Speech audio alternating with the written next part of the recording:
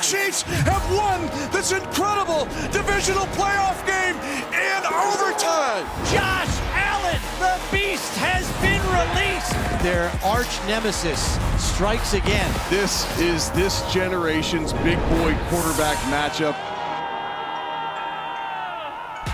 Oh, these two, my goodness. Okay, Patrick Mahomes and Josh Allen, they're going to be meeting for the fourth time in the postseason, already tied for the second most between any starting quarterbacks in the Super Bowl era. Only Tom Brady and Peyton Manning have met more times. For context, Mahomes has won all three matchups. If he wins again, it would mark the first time any quarterback has defeated another QB 4 times in the playoffs. Now, in their last meeting, Josh Allen and the Bills did score points on 5 of their first 9 possessions against the Chiefs. Michelle Steele with the Chiefs in Kansas City all week long. What have they been saying, Michelle, about preparing for Allen a second time?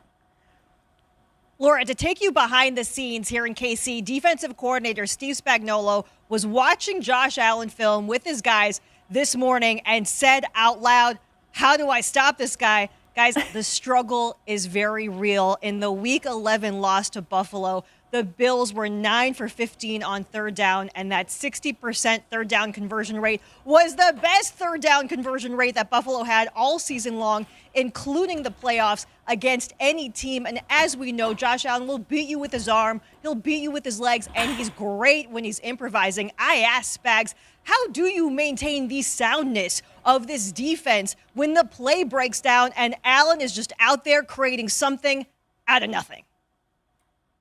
The best thing that can happen for us is that all 11 function as 11, because he's one of those guys, especially up front, if you're talking about the 4 or 5 guys that we bring, or they need to function as one, because he finds one little seam, and if we've got guys in man with their back turned, I mean, that's where I tell you, he's one of those guys, and you're well seen it, that he sees everything.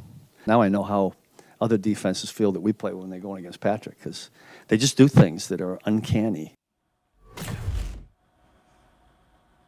Making sure all of those 11 guys function as one, especially the guys up front, is going to be absolutely key. I'm not sure if you guys noticed, but he's also sending that message through his wardrobe choices today. Spags was wearing a little patch right by the logo that said, "It takes all of us." It's something that he's been doing in the postseason. Clearly the message there is it's all hands on deck, and lucky for him, he gets back Chiefs cornerback Jalen Watson, as well as defensive end Charles Omenihu, who didn't play in that Week 11 loss. So yeah, absolutely, it takes all of us. It's going to take all 11, Laura.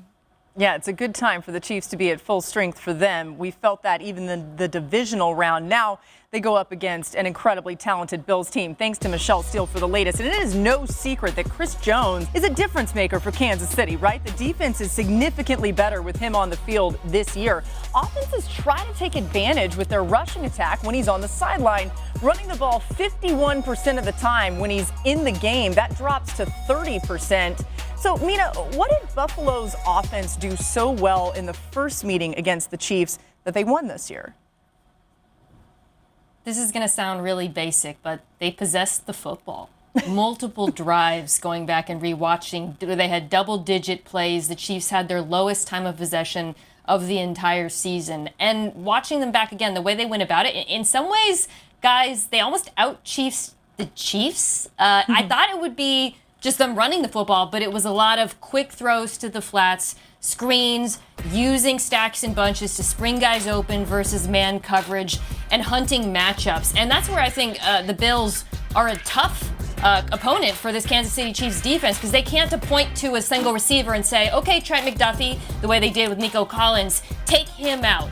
Because if you take out one of these receivers, there's no real preference with this offense. Last time it was a big Khalil Shakir, Curtis Samuel game. They went after the safeties, but they have that ability because of the nature of their offense to go to different receivers against different opponents, and I think that actually works in their favor against Kansas City. Yeah, guys, I'm interested to see Joe Brady, the offensive coordinator for Buffalo, how much he's able to on the road in that environment with the noise to do all those shifts and motions. Remember, last time they played, there was so much of that pre-snap that really indicated to Josh, oh, this kind of man coverage when maybe they're playing outside in, or that backer's covering over in the top. And the more they can do that on the road, it was easy when they did it last time they played in Orchard Park because they weren't dealing with any noise. And Josh would treat his legs as the check down so consistently. So how much can they do that on the road to give some of those indicators? Look at the difference. They do a lot more motion and shifting at home, like a lot of teams do, in comparison to the road. Now, it hasn't hurt Josh's performance, but this is also a playoff championship defense at home in Kansas City. I just want to pay attention to how much they're able to do that early on. It's loud in Arrowhead. It's a difference real. maker. It's a real thing. Ryan, how did the Chiefs look to defend Allen and the Bills in your mind? Well, I love the fact that Dan talked about those motions and also those stacks and those bunches on third down were extremely difficult for the Chiefs to deal with. And they've become the mesh kings, the Bills that is, offensively. Yeah. I know that Mina might go crazy about this because we don't want Najee Johnson outside one-on-one with anybody. But moving Trent McDuffie into the inside and exchanging Kamari Connor, maybe using Josh Williams on the outside so you can find a way to sort of work through some of those bunches and crossers and rub routes, and also using simulated pressure where Josh is expecting to get the football out of his hands quickly, and now they have eyes on the quarterback. That helps in some of those crossers and passing them off, but also Josh on the run. I think Steve Spagnuolo is going to have to mix things up a tremendous amount. Trent McDuffie was the best player outside of George Karlaftis last week on the defense, and I think moving him inside could really help. Yeah, RC, I'm locked in on this run game, man, and how do you get it handled, especially with these pullers, the fits and all of those things that's going to be so important from Nick Bolton, from Tranquil, even when you got guys like Eric Reed that has to come up and be a box filler at times as well. That is what Buffalo hurt the Baltimore Ravens with. And y'all talked about this from an offensive standpoint of how much they pull tackles. It's a very unconventional run game to play because you don't see it very much in this league. The other thing too, RC, I'm glad you pointed to the simulated pressures. There is going to be a theme at who Spags out of that secondary wants to be the extra rusher.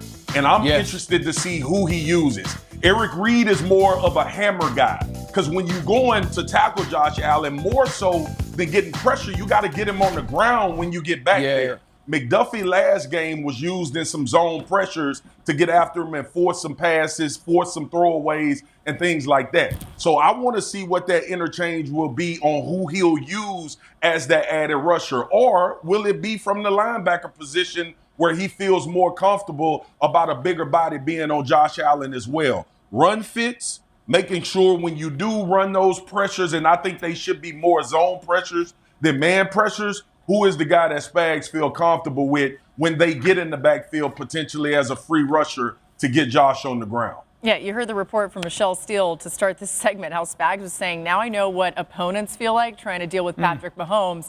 Definitely these two quarterbacks give nightmares to defenses. We got a lot more coming. How's it going, everybody? Villa Sports Network here. Just wanted to thank you guys for your support on the channel. Thank you guys for watching the video. Hope you all enjoyed it. Also want to kind of remind you to don't forget to leave a like on the video, subscribe to the channel, and leave a comment on the video if you like as well. But regardless of the fact, thank you again for your support, and hope to see you on the next video.